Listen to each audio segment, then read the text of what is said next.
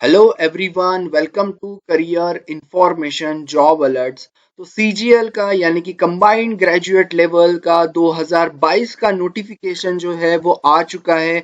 उसी के बारे में आज आपसे मैं डिटेल डिस्कशन करने वाला हूँ। सबसे पहले तो ये बताऊंगा आपको जो चेंजेस हुए हैं उसके बारे में भी मैं आपसे डिस्कस करूंगा। एग्जाम पैटर्न में, सिलेक्शन प्रोसेस में, सिलेबस में क्या क्या चेंज है, तो पूरी इंफॉर्मेशन आपसे मैं शेयर करूंगा इस वीडियो में। तो पूरा वीडियो अच्छे से देखिए ताकि पूरे जो नोटिफिकेशन के बारे में जो भी चेंजेस है मैं आपको पूरी तरह यहाँ पे बताऊंगा।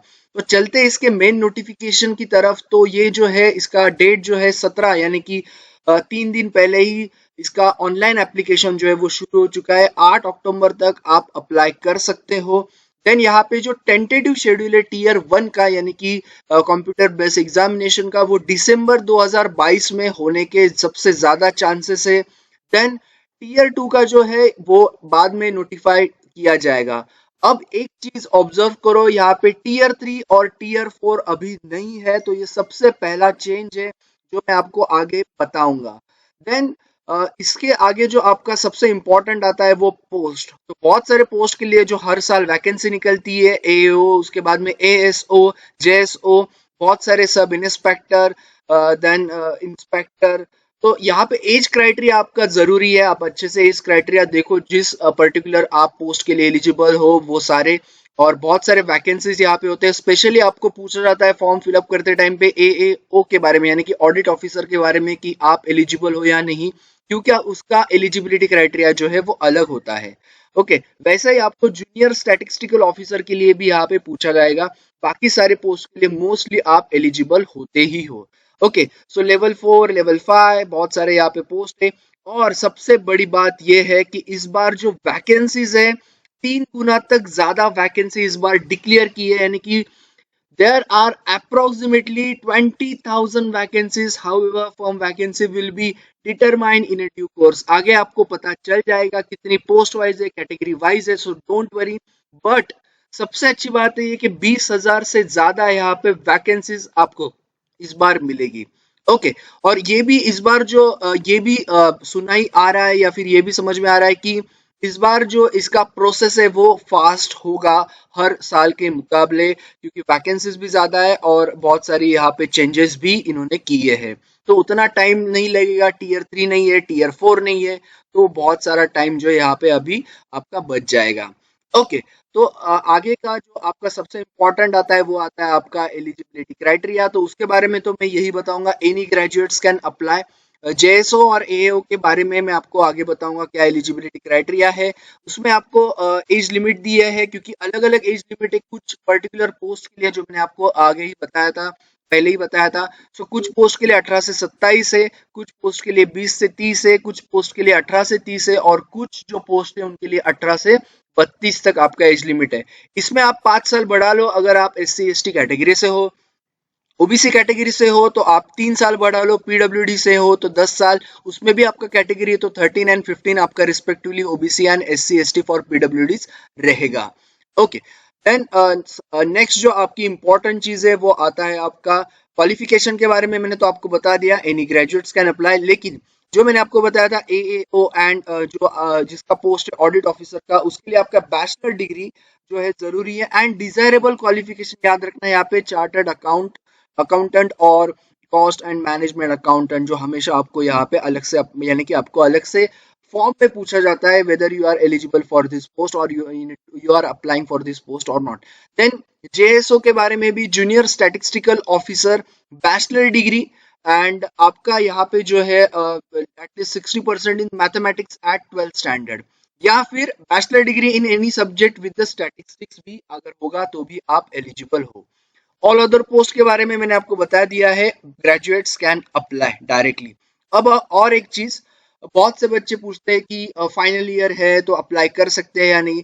अप्लाई तो कर सकते हैं, लेकिन 8 अक्टूबर 2022 तक आपके हाथ में जो है पासिंग सर्टिफिकेट या फिर आपका मार्कशीट आ जाना चाहिए।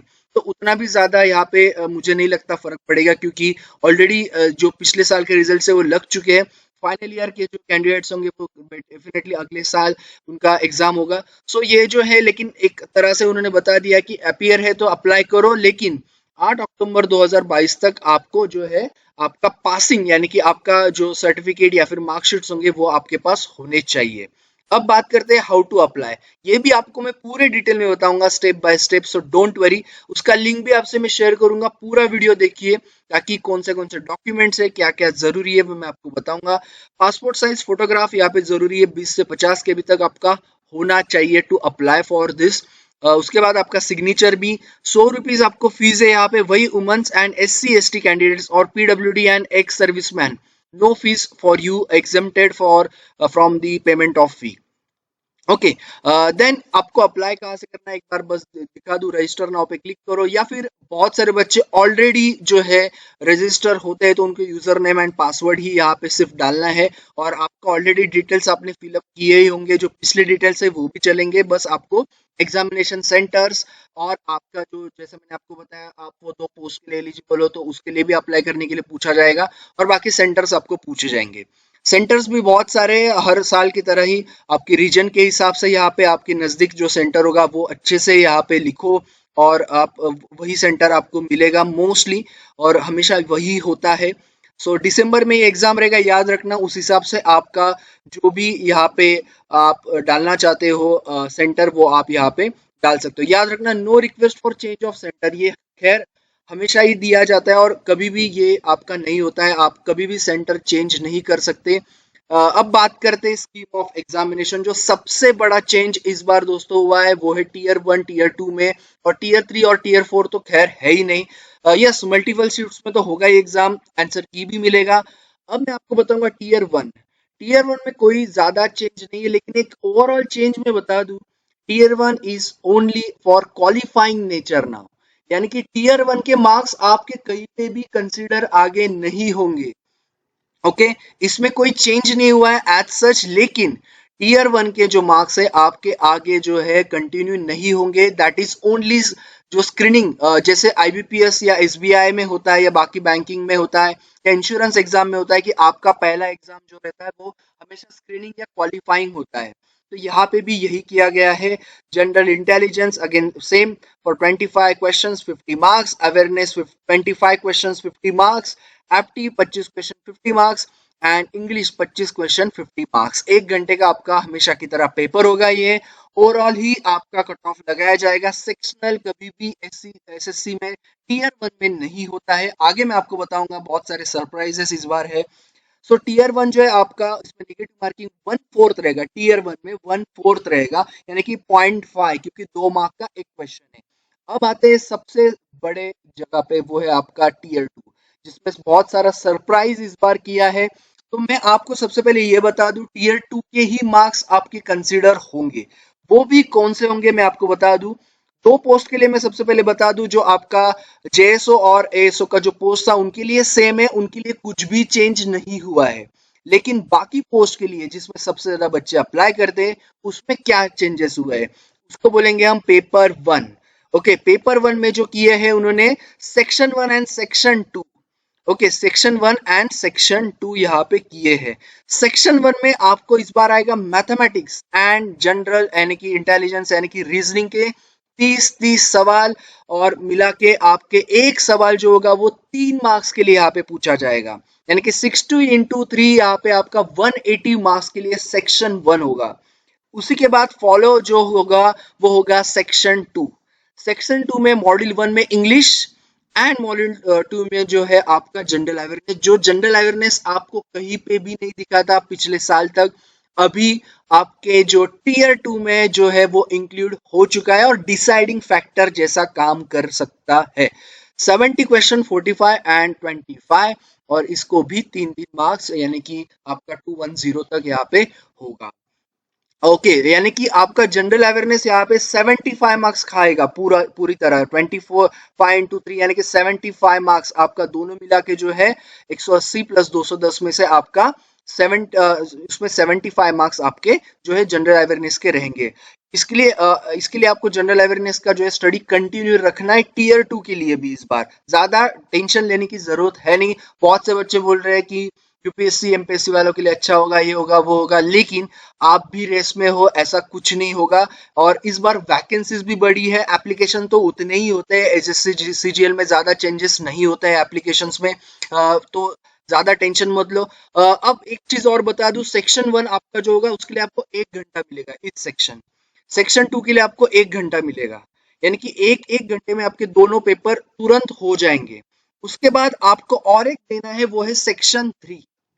सेक्शन 3 में आपको देना है कंप्यूटर नॉलेज मॉड्यूल, जिसमें आपको होंगे 20 क्वेश्चन। और याद रखना 2 घंटे जैसे ही हो जाएंगे, 15 मिनट्स का तुरंत शुरू होगा। और एक चीज आपको बता दूं, सेक्शन 1 आप जब अटेम्प्ट करोगे, आप उस टाइम पे सिर्फ mathematics and reasoning he attempt कर पाओगे। आप सेक्शन 2 में नहीं जा पाओगे उस 1 घंटे में। वैसे आप सेक्शन 2 अटेम्प्ट करोगे तो आप सेक्शन 1 में वापस नहीं जा सकते हो। आपको इसका मतलब है सेक्शनल अभी यहाँ पे टाइमिंग दिया हुआ है, एक एक घंटा। और 2 घंटे आपके हो जाएंगे तुरंत, आपका 2 घंटा 15 मिनट, यानी कि 15 मिनट्स का आपका होगा computer knowledge test, 20 question, and उसके लिए भी 3 मार्क्स पर क्वेश्चन, यानी कि 60 मार्क्स। अब एक चीज और सुनो, ये जो है कंप्यूटर नॉलेज मॉड्यूल जो टेस्ट होगा, ये आपका सिर्फ क्वालिफाइंग नेचर होगा। अगेन ये आपका सिर्फ क्वालिफाइंग नेचर होगा। मेरे ख्याल से 30% ओपन के लिए, 25% ओबीसी, इस प्रकार से ये क्वालिफाइंग नेचर आपका होगा। यानी कि आपके कंसिडर कौन से आने वाले हैं, सिर्फ सेक्शन 1 एंड सेक्शन 2, लेकिन आपको कंप्यूटर नॉलेज मॉड्यूल भी क्लियर करना है। क्वालिफाइंग यानी कि आपको क्लियर करना ही पड़ता है। अब आते हैं जो और एक कंपलसरी है, वो है आपका data entry speed test module. अब बहुत सारे जो पोस्ट है उनके लिए कंप्यूटर इफिशिएंसी यानी कि कंप्यूटर का पता होना भी जरूरी होता है। तो यहाँ पे आपको टाइपिंग टेस्ट भी देना है, अप्रोक्सीमेटली 26-27 वर्ड्स पर मिनट का वो आपको स्पीड पकड़ना होगा। 20 यहाँ पे भी आपको जो है, यहाँ पे सॉरी 20 नहीं, यहाँ पे भी आपको वन डाटा एंट्री टास्क आपको यहाँ पे पूछा जाएगा। और इसके लिए भी 50 मिनट्स, 20 नहीं, यहाँ पे आपको 15 मिनट्स आपको यहाँ पे भी मिलेंगे। ओके, यानी कि आपका टोटल कितना घंटे का पेपर होगा, 2.5 घंटे का यहाँ पे पेपर होगा। ओके, ये भी डेटा एंट्री का जो भी होता है स्पीड टेस्ट, वो भी आपको पता है कि ये भी क्वालिफाइंग ही होता है। ओके, तो ये रहा इस बार का पैटर्न जो चेंज हुआ है। सिलेबस में क्या चेंज हुआ है वो भी मैं आपको आगे बताऊंगा, कुछ चीजें इंक्लूड हुई है। जनरल अवेयरनेस इंक्लूड हुआ है, तो अच्छे से अभी से प्रिपरेशन करो, कोई टेंशन मत लो, क्योंकि उसके साथ इंग्लिश भी है आपका। सो डोंट वरी, आपको सेक्शन वाइज भी क्लियर करना है। और एक चीज बता दूं, सेक्शन वाइज भी क्लियर करना है आपको। सेक्शन 1 में आपका 180 मार्क्स है, यानी कि उसमें भी आपको 30% जो भी आपका होगा उसके ऊपर, यानी कि इसके लिए भी कट ऑफ, इसके लिए भी कट ऑफ, सेक्शन वाइज भी आपको क्लियर करना है और ओवरऑल भी आपको क्लियर करना है, ये चीज याद रखना। बाकी पेपर 2 एंड पेपर 3 बाकी पोस्ट के लिए, स्टैटिस्टिक्स एंड जनरल स्टडीज के लिए सेम ही है, उसमें कुछ भी चेंजेस नहीं हुए हैं। ओके, तो मैंने आपको पूरी जानकारी यहाँ पे बता दी है, बाकी कुछ पढ़ने की आपको ऐसी जरूरत नहीं पड़ेगी। अगर कोई क्वेरी तो आप पूछ सकते हो। एक चीज बताना रह गया, वो मैं आपको बता दूं, मैंने जो आपको यहाँ पे 10 बार बताया कि 0.5 आपका निगेटिव मार्किंग यानी कि 1/4 है, यहाँ पे आपका 1/3 हो जाएगा, यानी कि +3 - 1। अगर आपका +3 होता है और -1 यानी कि अच्छा खासा माइनस होगा, तो आप इस बार ज्यादा जो बच्चे मतलब आप अगर कंफ्यूजन में कोई आप टिक करके आते हो, तो याद रखना आपका -1 होगा इन पेपर 1। ओके, सो ये चीज याद रखना इन टीयर 2।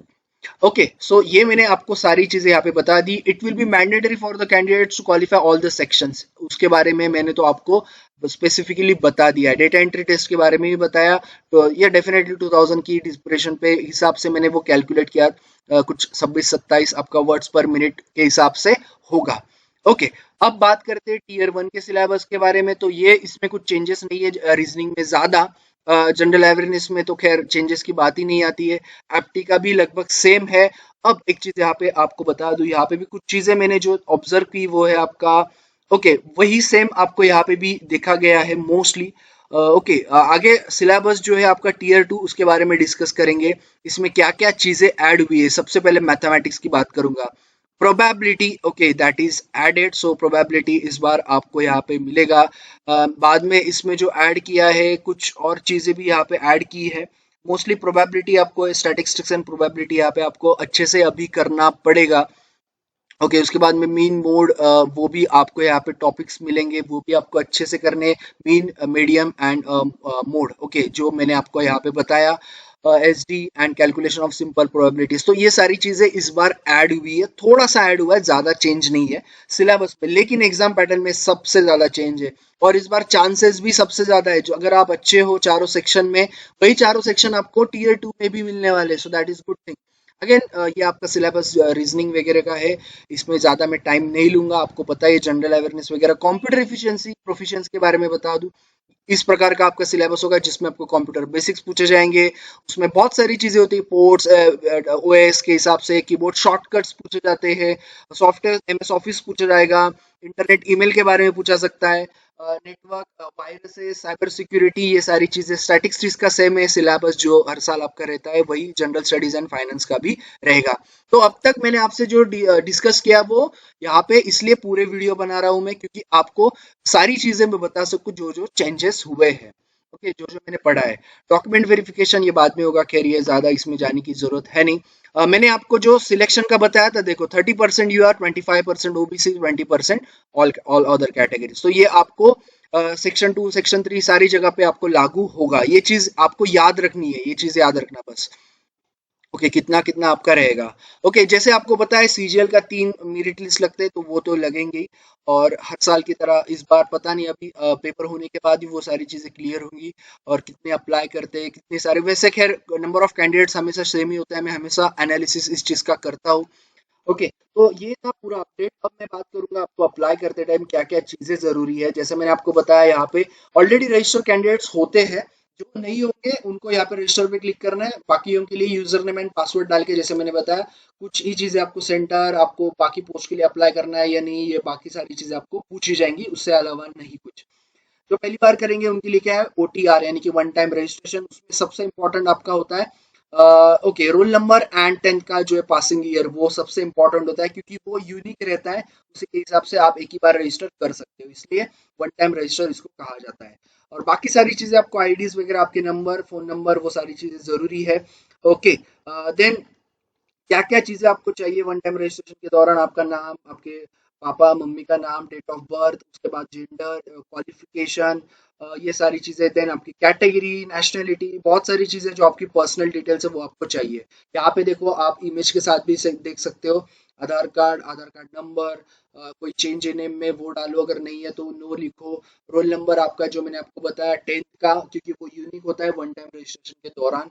आपकी कैटेगरी अच्छे से फिलअप करो, एक बार कर दिए तो उसके बाद में आप ज्यादा उसमें चेंज नहीं कर सकते, ये चीज याद रखना। अब बात करते हैं पार्ट 2 में, जिसमें आपका फोटोग्राफ जरूरी है, और सिग्नेचर भी याद रखना। फोटोग्राफ और सिग्नेचर अच्छे से अपलोड करो, रिजेक्ट होते हैं फॉर्म अगर आपने अच्छे से अपलोड नहीं किए। मैं आपको उसका जो है कुछ यहाँ पे मतलब ये भी दिखा दूंगा, यहाँ पे दिए हुए हैं कुछ, तो उस हिसाब से मैं आपको बताऊँ। अगर आप एज रिलैक्सेशन आप में है, मतलब आप अगर अगर आप कैटेगरी में हो और आप एज से बाहर हो, 30 के ऊपर, 32 के ऊपर या 27 के ऊपर, तो आपको यहाँ पे यस क्लिक करना है, if you are seeking age relaxation, ये चीज भी याद रखना।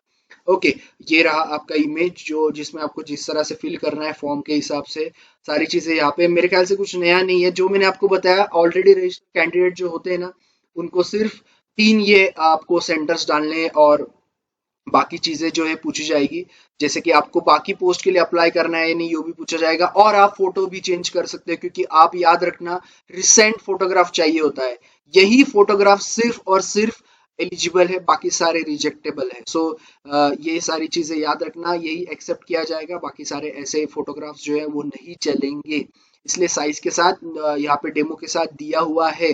ओके, ये चीज याद रखना, बाद में चेंज नहीं होता है, बहुत सारी चीजें होती है एसएससी में। सो पिछली बार भी ऐसा हुआ था। सो याद रखना, फॉर्म फिलअप इसलिए मैं वीडियो बनाता हूँ, क्योंकि बहुत सारी चीजें आपकी क्लियर हो जाती है, कुछ नया होगा, कुछ अगर चेंजेस है तो आपको पता चल जाएंगे। ओके, तो मेरे ख्याल से सारी चीजें मैंने आपको यहाँ पे अभी पूरी तरह से बता दी है। यहाँ पे एक स्टैंडर्ड्स दिए पर्सनल, वो भी आप एक बार चेक कर लो, ये रीजन के हिसाब से होता है, क्योंकि कुछ कुछ रीजन में जो है आपको अलग अलग स्टैंडर्ड्स भी दिखाई देंगे, तो एक बार ये चेक कर लेना। Height, chest and minimum weight, ये तीनों चीजें आपको यहाँ पे अच्छे से चेक करनी है। ज्यादा कुछ फर्क नहीं है, अगर आप देखोगे 152 से लेके 158 162 तक यहाँ पे हाइट का जो है रेशो दिया, आपके नॉर्मल रेशियोज दिए आपके रीजन के हिसाब से, जो भी आप अप्लाई करने वाले हो, और केजी और एक्सपांशन एंड मिनिमम जो आपका चेस्ट है वो भी यहाँ पे दिया हुआ है। ओके और ये सारी चीजें मेडिकल सर्टिफिकेट्स के दौरान सारी चीजें चेक भी होंगी। तो ये था पूरा अपडेट, इसमें मैंने आपको सारी चीजें बताई है जो जो इम्पोर्टेंट है, और इसका लिंक मैं आपको दे दूंगा जो आपको सामने पीडीएफ नजर आ रहा है डिस्क्रिप्शन बॉक्स में। प्लस आप अगर फॉर्म फिलअप करना चाहते हैं तो उसका भी लिंक मैं आपको डिस्क्रिप्शन बॉक्स में दे दूंगा, कि आप एसएससी की साइट में जाके डायरेक्टली फॉर्म फिलअप कर सकते हैं, यहाँ पे भी लिंक दिया हुआ है। सो यस, ऐसे ही डिटेल वीडियोस आपके लिए मैं लाता रहूंगा जो भी अपडेट्स है। तो आपको क्या करना है, सब्सक्राइब करना है चैनल को, बेल आइकन को हिट करना है, बहुत सारे नोटिफिकेशंस ऑलरेडी पोस्टेड है वो भी जाके चेक करो। If you feel that you are eligible और योर फ्रेंड इज एलिजिबल, अब जाके उनको शेयर करो। सब्सक्राइब करना मत भूलना। मिलते हैं इसी तरह नए वीडियो के साथ। Thank you all the best, stay tune. And Telegram channel भी आप चाहे तो ज्वाइन कर सकते हैं, उसका भी लिंक मैं आपको दे दूंगा डिस्क्रिप्शन बॉक्स में। Thank you all and all the best everyone.